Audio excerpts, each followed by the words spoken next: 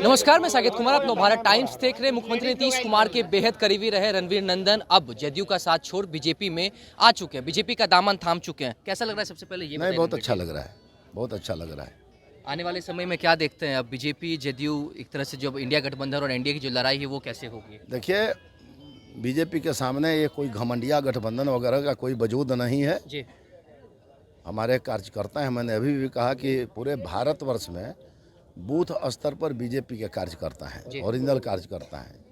और 2024 के चुनाव में जितनी सीट अभी है उससे भी ज़्यादा सीट बीजेपी को मिलेगी और माननीय नरेंद्र मोदी जी भारत के पुनः प्रधानमंत्री बनेंगे और भारत को विश्व माता का दर्जा मिलेगा। रमन जी, ये बताइए कि कल तक आप उसी दल में थे, आज आप भी घमंडिया गठबंधन कह रहे हैं, आखिरकार गुस्सा कहाँ पे है, किसके लिए? अरे भाई, हम कहते हैं कि एक मुंह जो बोली होती है ना, वो पान खिला देता है और वही बोली पिटवा देता है ना।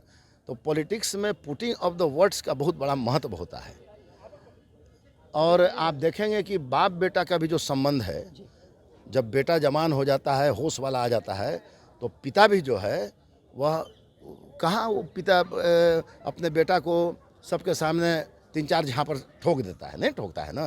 उसको लगता है कि नहीं, अब हमारा बेटा भी मर्यादित है, इसके साथ मर्यादापूर्वक व्यवहार करना चाहिए। तो मैंने उसी समय कहा था कि मर्यादित ढंग से यदि कन्वर्सेशन राष्ट्रीय अध्यक्ष का नहीं हुआ तो मैंने रिजाइन कर दिया, सीधी सी बात है। अरे भाई, नाराजगी ललन सिंह से ही है? निश्चित रूप से तो ललन सिंह से तो पूरा पार्टियां नाराज है।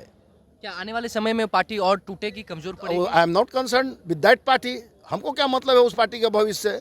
लेकिन आपने जो क्वेश्चन किया तो सारे की सारी जेडीयू जो है तो उन्हीं से त्रस्त है, उन्हीं के बोली से त्रस्त है, ललन सिंह से। सीधी सी बात है। रमन जी, एक बताइए कि सम्राट चौधरी ने कहा कि आप दवाई लेकर आए हैं और नीतीश कुमार का मुख्यमंत्री का इलाज होगा। कैसे इलाज करवाने वाले, कैसे इलाज होगा? अब सम्राट चौधरी बताएंगे ना भाई कुछ। दवाई तो आप लेके आए हैं ना। तो अब ये हम कैसे कहते हैं आपको कि कौन दवाई मेरे पास है, कौन मेडिसिन नहीं। मान लीजिए कि कोई दवाई वाई के बारे में बात हुआ तो दवाई का खोज होगा और यदि दवाई मिल गई तो एकदम उसका एप्लीकेशन हो जाएगा। 24 और 25 के चुनाव को कैसे देख रहे हैं? नहीं, 24 में निश्चित रूप से बीजेपी की सरकार बनेगी, माननीय नरेंद्र मोदी जी प्रधानमंत्री बनेंगे और 25 में कोई बीजेपी के हाई कार्यकर्ता बिहार का मुख्यमंत्री बनेगा, ये तय है। और सारे कार्यकर्ता इंटैक्ट हैं और वो सब नहीं है, कोई डिवीजन वाला मामला नहीं होता है बीजेपी में।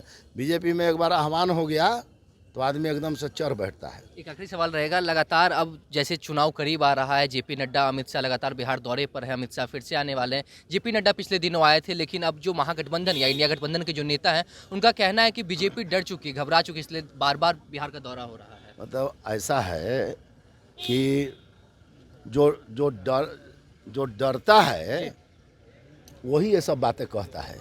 बीजेपी काहे को डरेगी? बीजेपी के पास मैंने कहा कि बूथ स्तरीय कार्यकर्ताओं की टीम है। इन्होंने अभी अपने बूथ स्तरीय कार्यकर्ता का टीम को अभी इन्होंने डिजॉल्व कर दिया।